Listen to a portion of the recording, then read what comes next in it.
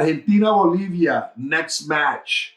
I was way off on my prediction for this. It was this was the worst prediction that I had. I said it was going to be 4-0 Argentina victory. What was your call on that? It was 3-0 Argentina. We were way off because Argentina just squeaked by with a 2-1 victory in La Paz, with Bolivia scoring first.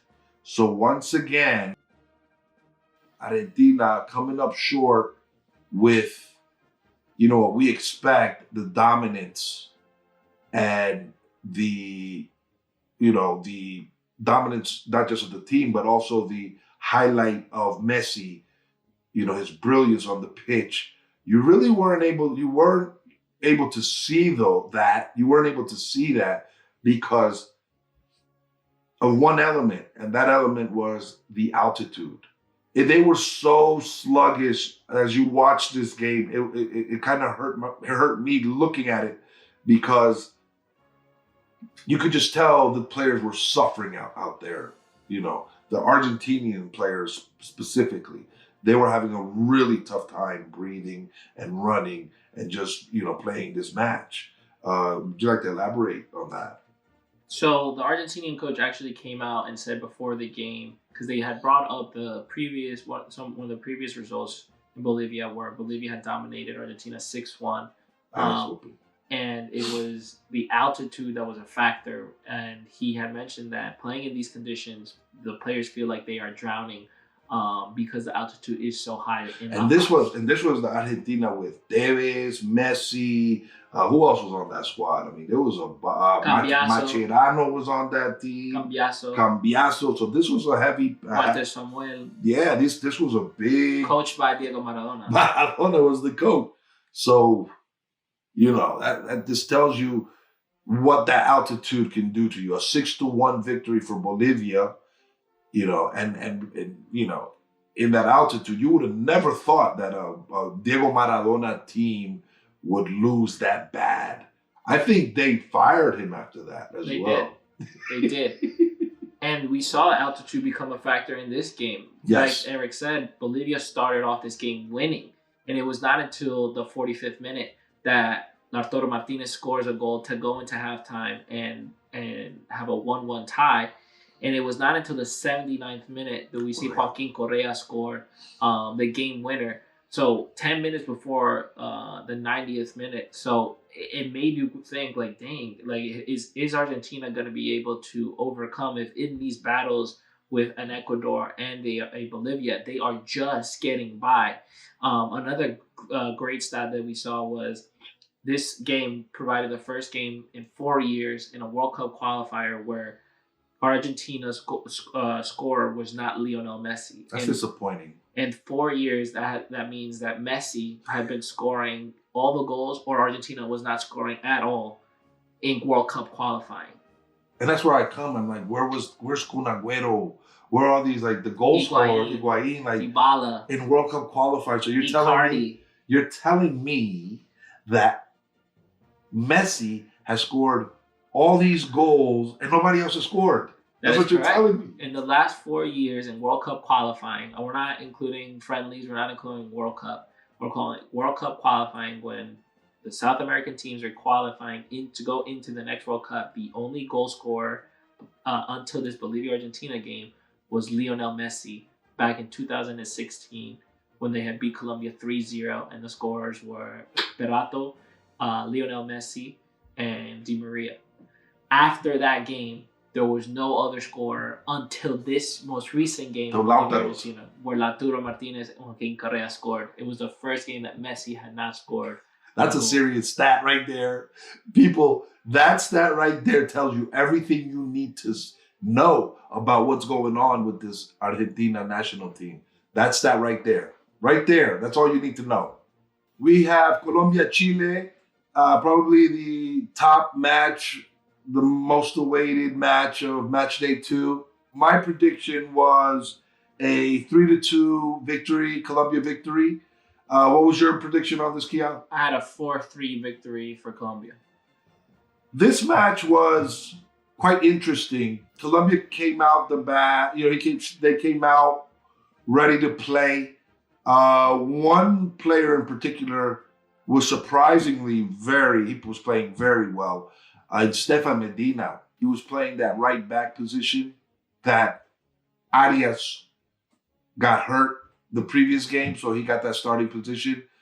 And he was the one who assisted in the goal. Jefferson Lerma scored that goal.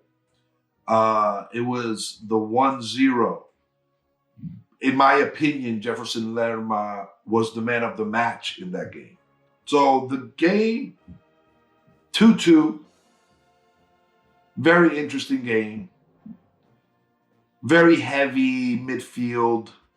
I think we had mentioned that it was going to be the midfield, the superstar power, James versus Alexis and all that stuff. But we weren't that off. No, actually we weren't, and we were talking about the fact that Chile actually almost relies too much on this midfield powerhouse that they have of Arturo Vidal, and then obviously their attacking winger and Alexis Sanchez.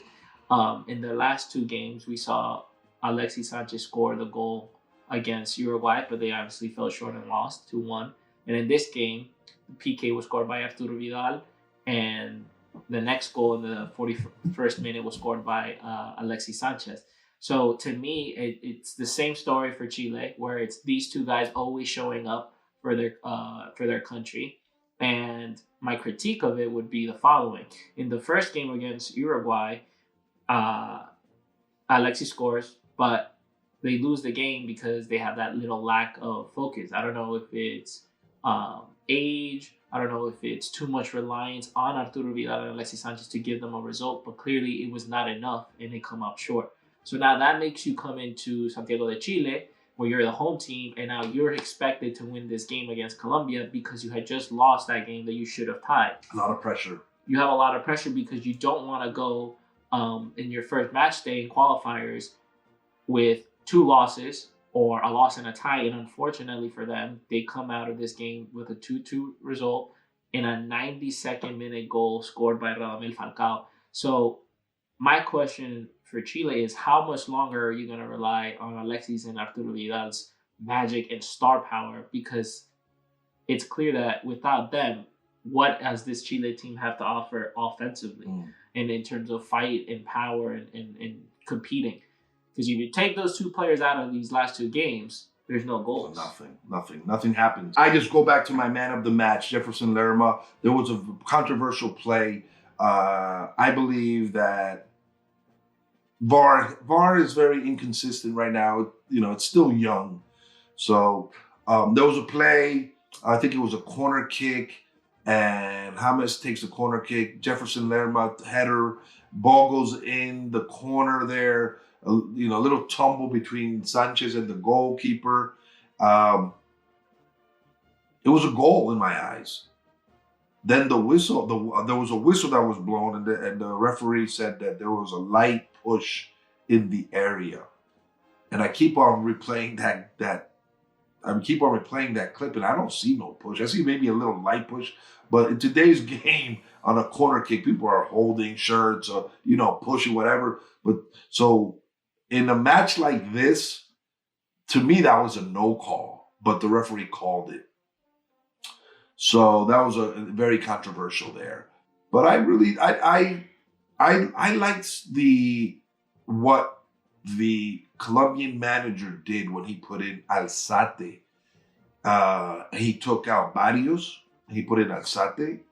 I really thought that was it was key to the game, because as Alzate grew in the game, because at first he came in a little shaky, but then he grew in the game, he really put his presence down. Like, you could tell he was kind of controlling the game and helping out James. And again, yeah, like you said, fortunately, in 90 plus minute, old man comes in and saves the game. The best number 9, best forward in Colombian history comes in and pushes that ball through. But the pressure was there, so it was deserving. I think Colombia, that 2-2, in Chile. That 2-2 is a great result.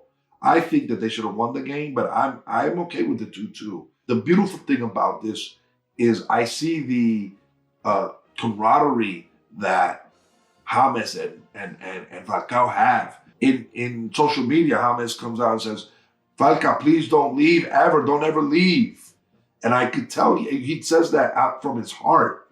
Those are like brothers. They've done this together. They've been doing this time in and time out. So if one is successful, the other one feels it for him, and vice versa. So it was really nice to see that reaction from these two superstars. Yeah, I couldn't agree more. I felt that my biggest takeaway from this game for Colombia was a Colombian national team. Before this, previous Colombian national teams will probably lose this game. Oh yes, they probably won't be able to take out. They'll fold, choke, whatever the case may be. They'll lose this game because they do go down. They do start the game winning. They get tied. They go down. So I've seen Colombian teams just put their head down and crumble, right? However, this Colombian national team still found a way to win and relied on one of their key guys and historic guys, the captain, in Radamel Falcao. So I was really impressed by that. And again, what I've always said in qualifying is, as a home team, you're expected to win. As the away team, you're expected to get at least a point. If you go about that, you'll probably do well in qualifiers and control your own destiny. And right now, Colombia sits at third in the table. The only two teams better than Colombia, are Argentina and Brazil, who won both their games. Chile, on the other hand, is in third to last because they lost a game and tied one. They tied the game at home and lost the game away. So they have 1 point. That's it. So that's the key difference. And basically, to me, Chile, Uruguay, and Chile, Colombia. Chile did not play bad games. Chile is one of the still. Chile for me is one of the top teams in South America, but they only got 1 point right now. Exactly, and we're talking about the two-time Copa America champion, 2 of the last 3, currently sitting at third to last place in World Cup qualifying in CONMEBOL. Just shows you what CONMEBOL has to offer. And CONMEBOL is the toughest qualifying ever. I mean, it is historically too. They try to say like the European qualifying or African is difficult. CONCACAF, it's laughable. But yeah, South American is number one. It's almost like, I want to compare it almost with like the Premier League, that any day you could lose. Same thing, CONMEBOL. Any day you could lose. You got to be in your A game all the time. Third game, match day 2, we got Ecuador versus Uruguay. I had in this game a upset prediction of 2-1 Ecuador. And Eric, what did you have? I had Uruguay winning 3-1. Final score for this game was 4-2 Ecuador. Upset City. It was a huge upset. It was an upset. Not many people saw it coming. I felt that there was going to be an upset, but I did not expect it to go down the way it went down. Ecuador takes a 3-0 lead into halftime. Controlled the game from beginning to end. Uruguay was found chasing the game, and the only way they could score was through PKs, both coming, unfortunately, 84th minute, 90th minute, 96th minute. Game was over. Both scored by Luis Suarez. But Ecuador just came out the game strong. They just showed up. It was nice to see how attacking they were, how they responded to a loss against Argentina, a very fault loss. And now they showed, hey, we're in this, and we're here to stay, and we want to compete. So I really like seeing that from Ecuador, because that's what I expected for them to respond, and they responded really well. I was way off in my prediction. I said Uruguay 3-1, but like Kian just said, I mean, they came from jump. They showed who was superior on this field, and I would have never thought. Like, I thought Uruguay's character would and discipline, defensive discipline, would lead them in this match, but no, I was wrong. 4 goals. That's a lot of goals for a defense of like Uruguay's. Yeah, and 4 goals, and how quickly this game was over. They came out very similarly to Colombia Yeah. with a 3-0 lead into halftime, done. and the game was over. So I liked watching Ecuador be able to show that they do have an attacking style because they were blanked in the first game against Argentina. They didn't score a goal, and so their response was, all right, we're going to show that we can hang in this CONMEBOL, and they scored 4 on Uruguay, who is, as we have said, is this historical CONMEBOL and global giant. Absolutely. So yeah, much kudos to those Ecuadorians. Absolutely. Never say die, Ecuador. So we have, next match was Venezuela, Paraguay. My prediction for this game was a 1-0 Paraguay victory. What was yours? Mine was 2-0 Paraguay victory. The official score of the match was 1-0. I was dead on. 0-0 though. 0-0 game throughout the whole match till the 85th minute.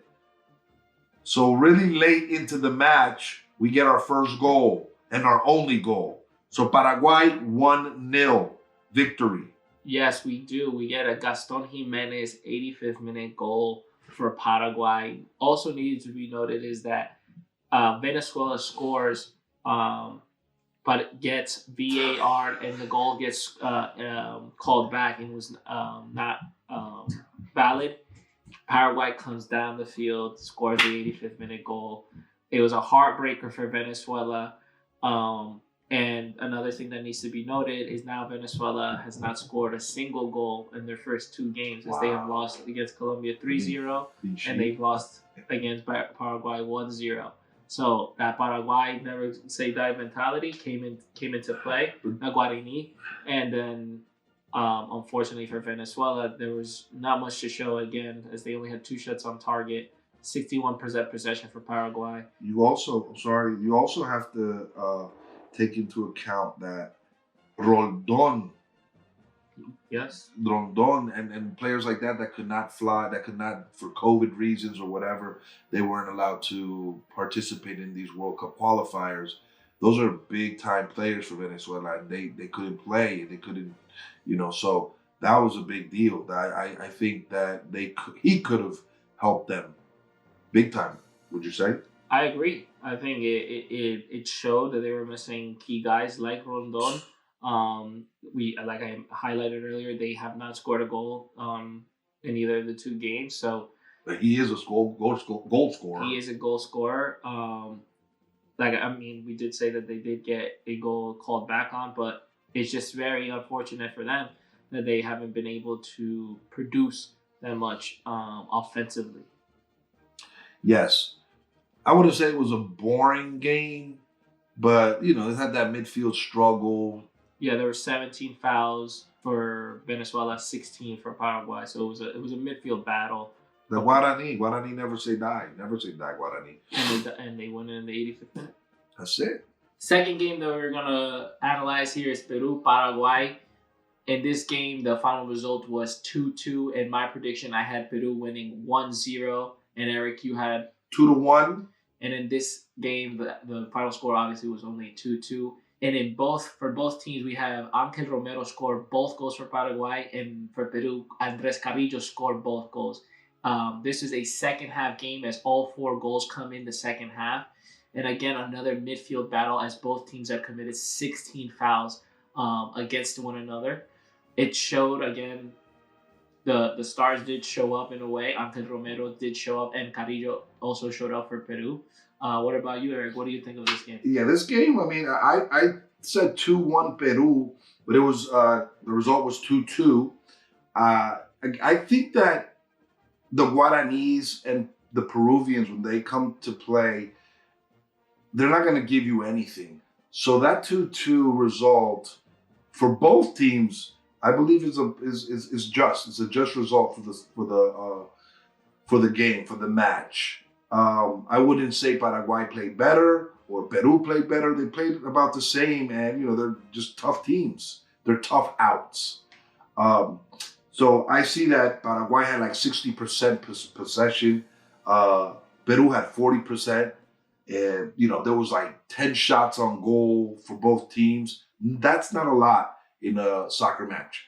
So that tells me that, like Keon said, there was a big time midfield struggle. There was a big time, a lot of fouls being committed, etc. So yeah, it's a typical South American Paraguay Peru game. Absolutely. La última palabra, Final word. just in conclusion. So what did you feel? I felt that like we got what CONMEBOL World Cup qualifying is all about. Yes. We got controversy. We had battles. So exciting. We had goals. We had upsets. It was what World Cup qualifying in South America is all about. Elements, weather, VAR controversy, altitude issues. I mean, what else? What else do you want? I mean, the CONMEBOL South American World Cup qualifying. It's a great. It's just competition left and right. I know Bolivia. Bolivia unfortunately had to, starts out at an 0-2 start, having to play Brazil and Argentina from the gate. Then you got Colombia.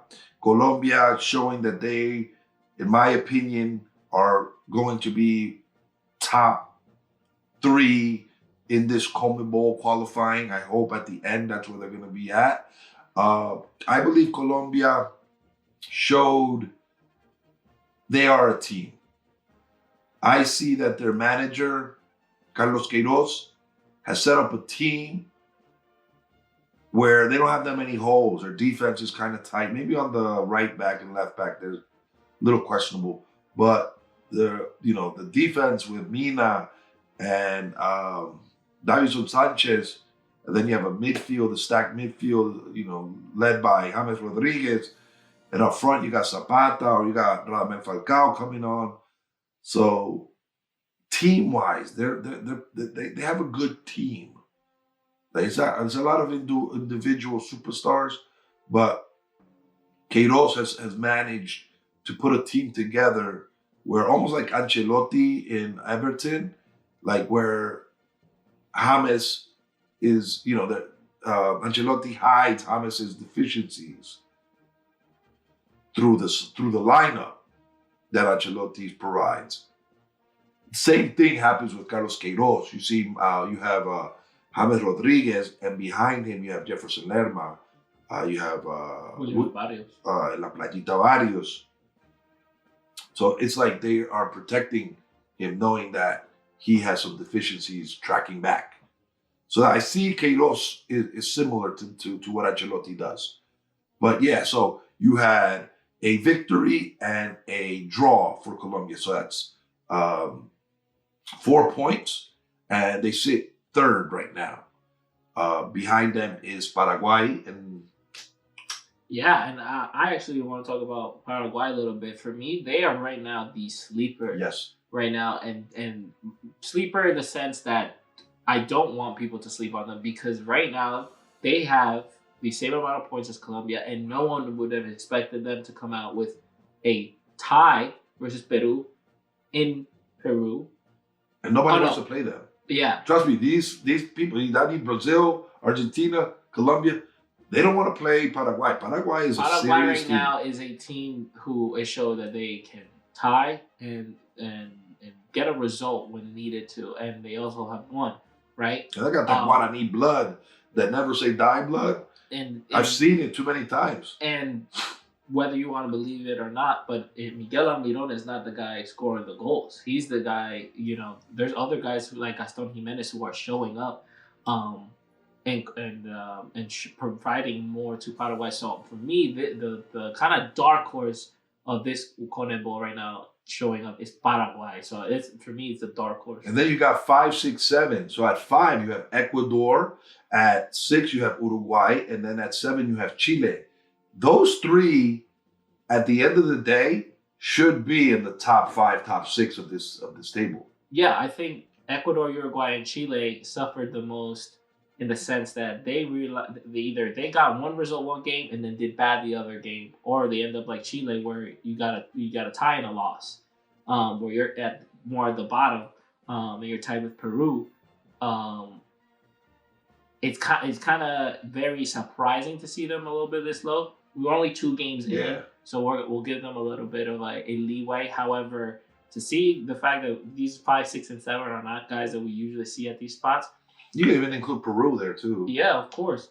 I think the floor level is going to remain the same. Unfortunately for Venezuela and Bolivia, they're going to stay at that 9 and 10 spot. Yeah, I'd be very surprised if they move up from those spots. Yep, exactly. And then obviously we're led by the 2 giants in Brazil and Argentina. But of the Brazil and Argentina does look like kind of a team that is still trying to find that identity, as they still rely so much on older Messi. Yeah. So I really want to see, because they did get a 1 goal differential in both their games against Venezuela and Bolivia, who are at the bottom of the table.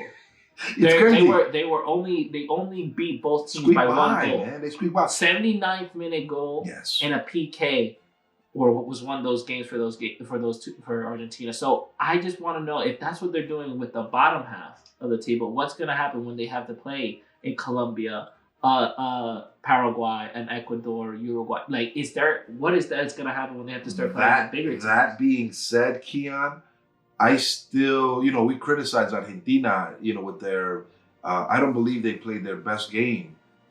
They actually played, I didn't like the way they played these 2 games, but they still won. They still have 6 points. And that's what counts. But against the 2 bottom teams of the table. Yeah, they played horribly, and they still got 6 points. Chile, to me, played good games. And they have 1 point. That is the tricky thing about this CONMEBOL qualifying, that any given day you could lose. So in order to kind of go into that, why is this so tricky? We need to have to discuss the altitude in Quito, Bolivia, and the heat in Barranquilla, Colombia, and Brazil. Obviously, they were a factor since Ecuador came out and blew out Uruguay and Quito. That's another thing. You just add that on to the difficultness or the toughness of these qualifiers. This is like a cherry on top, the altitude. It's just like, it provided the upset for Ecuador against Uruguay. But it also provided a difficult game for Argentina, even though they still came away with 3 points. They saw themselves coming from behind, chasing the game against Bolivia, where they were down 1-0. Yeah, but that was, I'm telling you, these upcoming matches, I think they begin in November 12th, if I'm not mistaken. They're going to be great again, and we'll follow up with you guys and so forth. But for now, thank you very much. Thanks for checking in. Yep, Eric Yamosa here. Keon Zapata. Football Junkies in America. Stay tuned. We love y'all. Like, share, subscribe, do it all. Peace out. Love y'all. Peace and love.